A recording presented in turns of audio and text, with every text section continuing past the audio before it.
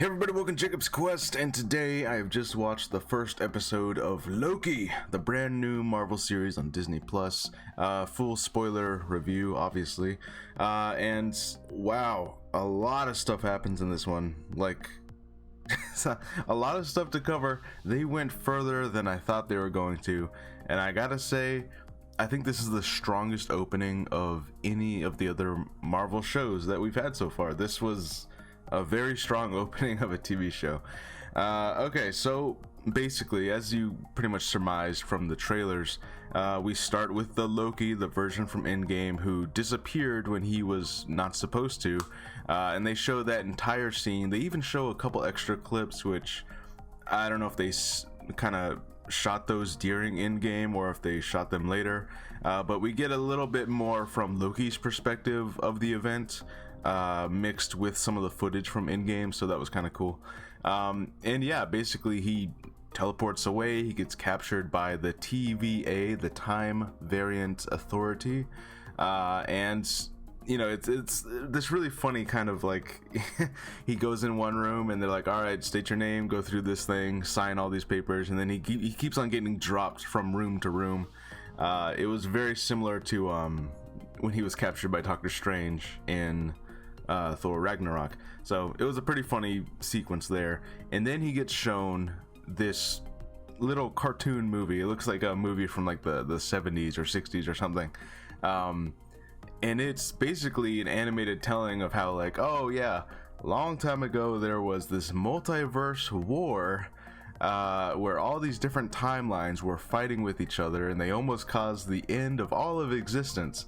And then came the Time Lords, or whatever, these three cosmic time beings, and they created the sacred timeline, and they created the Time Variant Authority to watch over the sacred timeline and make sure everything happens in this one singular timeline the way it's supposed to. And anytime someone creates a variant, then they have to track that person down, and they have to destroy that alternate timeline.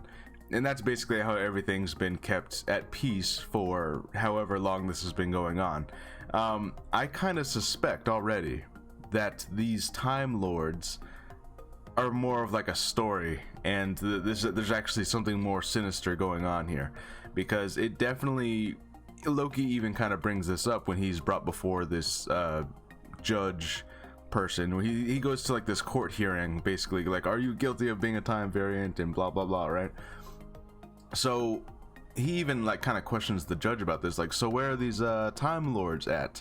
And they're like, oh well, they're busy. Like, busy doing what? Protecting the timeline. Oh, so what do you do? Well, we protect the timeline, do what they want to, you know. And it kind of, we're already kind of getting the hint of like something else is happening here. I don't buy this whole Time Lord 3 space lizards who are like cosmic beings and all this, and I definitely think that's the direction this is actually ultimately gonna go, is that like, okay, yeah, there's something sinister behind the TVA, and there's some of this is a lie, you know, not all of it, but some of it is definitely not true. So that's gonna be interesting. Anyways, the other thing about that little video that we got, the little like 70s 60s style cartoon, it reminded me of like a Hanna-Barbera type thing. Anyways, they drop a couple things that I think were very intentional lines when they're talking about how, like, when someone creates an alternate timeline, they create a nexus point.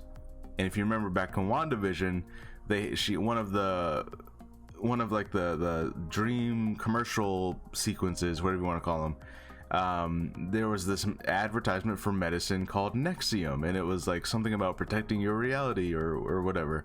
So I think that was a very intentional timeline. And then they even dropped the word madness when they're talking about how timelines and alternate realities fighting with each other.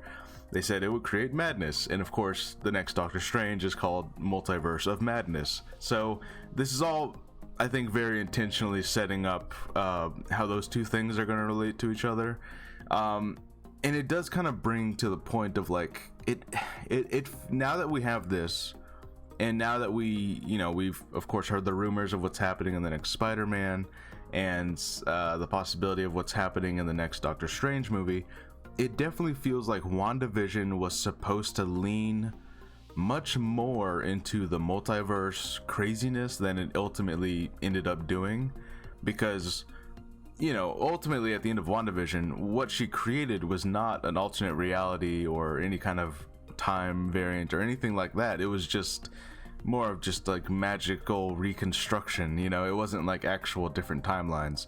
So it feels like something kind of wonky happened there in the production of WandaVision. But anyways, let's get back to Loki.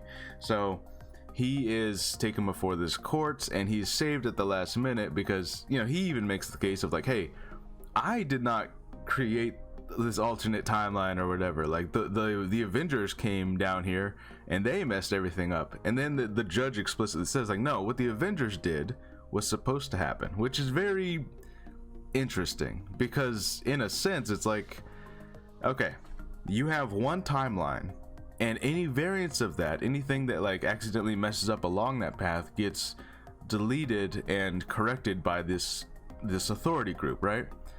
But in that timeline, the Avengers were meant to go back in time and mess things up, because that Loki is not the only thing that messed up. Like was it War Machine knocks out Peter Quill before he can get his hands on the Power Stone, and several other things happen in that movie that kind of mess with the timeline. So I'm wondering if we're gonna get back to the events of Endgame and kind of like okay, now we have to correct this and we have to correct this thing. Because while the Avengers were supposed to do what they did, it still made a bunch of other like variants of things that like, well, these things are all different. So it's very interesting.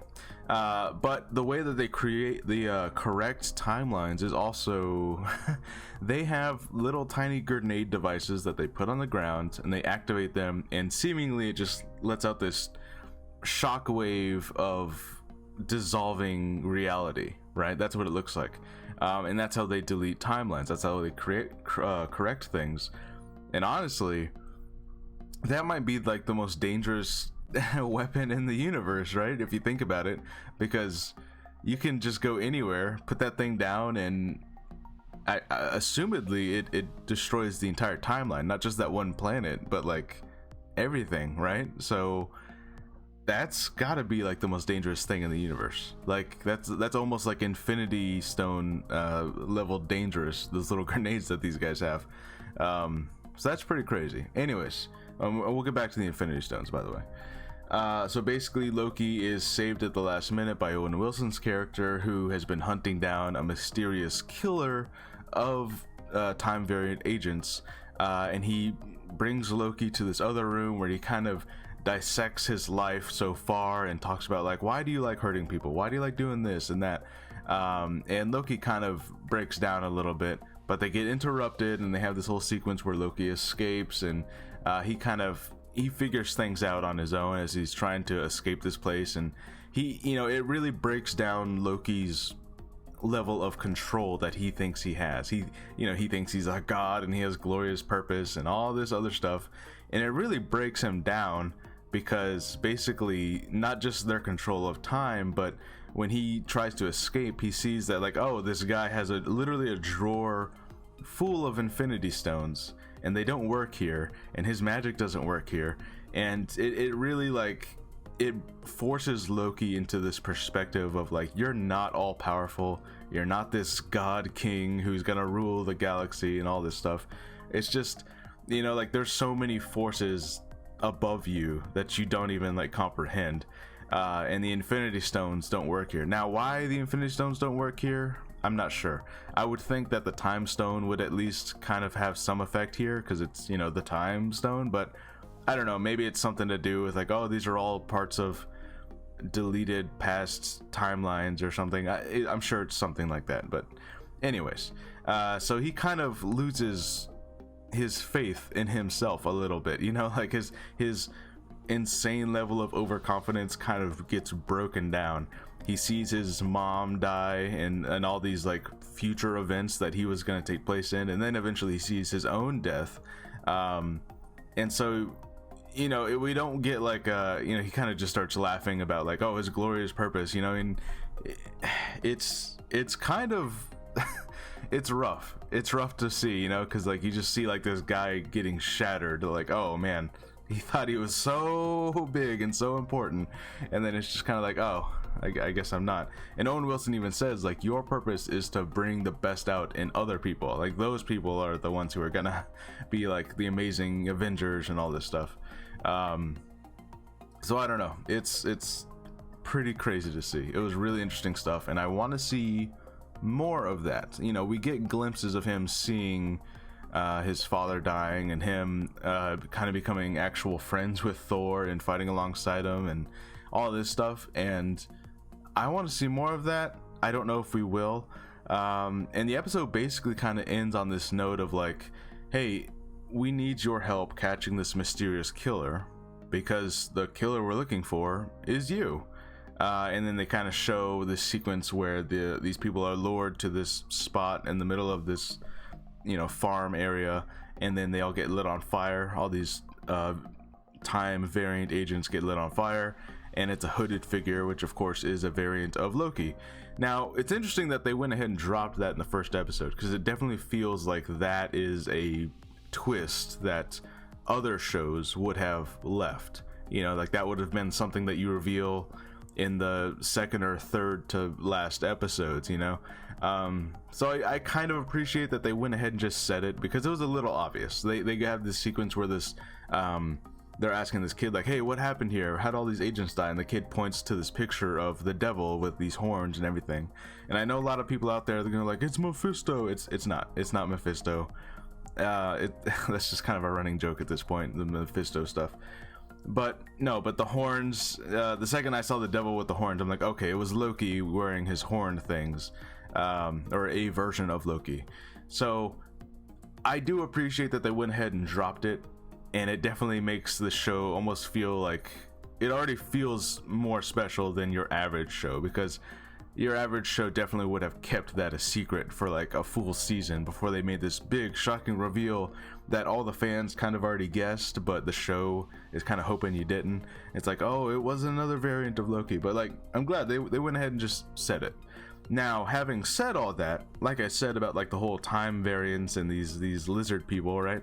I'm suspecting that the reason that this evil, you know, well, I guess more evil version of Loki is going around killing everyone is because maybe that Loki found out something. Found out that maybe those Time Lords are not real, and that something more sinister is happening behind the scenes. You know, you almost have like a Hydra Shield situation with the Time Variant Authority. So I think that's how this is going to end up playing, is that like, oh, they capture him, but it's not that straightforward. It's actually like, oh no, this eviler Loki had a reason to do all this, because they found something out. So pretty cool, pretty awesome. This was a great first episode.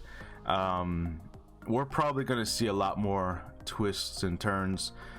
Something else I thought was kind of interesting is they played that DB Cooper little skit from the trailers where he's jumping out the airplane, he's got all the money, and Heimdall comes and catches him.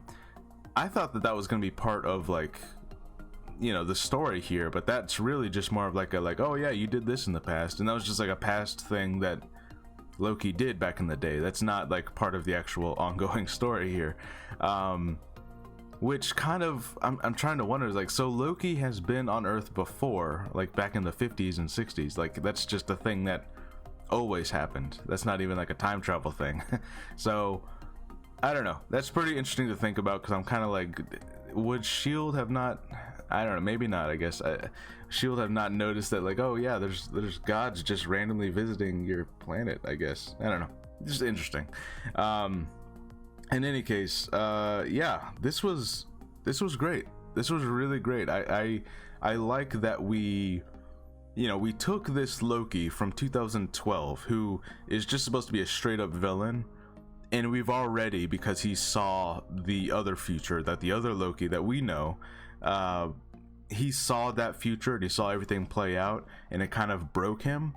I'm glad that we've already kind of achieved that. I want to see more, but that was one of my big concerns, was because, you know, like, oh, this is going to be a Loki that doesn't have any of that built up character development. So I'm glad that, like, okay, he doesn't have that. He doesn't have that knowledge and all those experiences that we saw him go through with Thor and all that.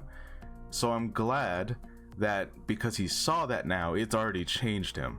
You know, we can, like, he's already, within the course of one episode of a TV show, he's already not that, you know, like maniacal, like I'm gonna be the God King of Earth and all this stuff. Like he's already, like, his perspective has shattered now.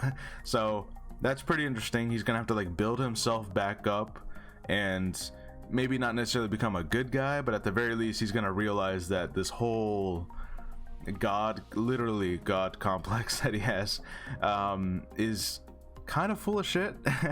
So it's gonna be interesting to watch this. Very, very interesting, because he kind of can't go back to being the old Loki immediately. You know, he really can't become that guy. I'm sure he's still gonna be mischievous and try to, you know, get away with whatever he can, but he's not, you know, like, now that he's seen everything he's seen, he can't really be that guy anymore. And that's really brilliant. And I'm already like, okay, you did everything right. You know, you did the big reveal, you didn't like make it this drawn out thing. So now that kind of leaves us open to more, probably better twists than the standard, like, oh, a big reveal of a mysterious character. That's out of the way. And this Loki has already gotten some major development in this one episode. I don't know, it's great, it's awesome. I'm already like a huge fan of the show, and it's only been one episode. I actually have to go look it up. I'm assuming that another episode will air Friday. I guess that's kind of how the Disney Plus shows have been doing it, like have the first episode out on Wednesday and then the second on Friday. So I'm assuming that's what the deal is. I'm gonna go look that up. But in any case, if you've seen Loki, let me know how you guys feel. Let me know any kind of theories or anything like that you got going on. I really enjoyed this. It's got some major implications for the future of Marvel, and the character of Loki, and this version of Loki, and the other version of Loki, and I'm sure we're going to see many other versions of this character, and probably other characters too. So that's going to be interesting, and how this all ends up kind of tying into Doctor Strange and Spider-Man and WandaVision and whatever else is going to end up happening. Really interesting stuff. So yeah, let me know how you guys feel about all this. Let me know your theories. Let me know everything. And yeah, I'll see you guys next time. Bye.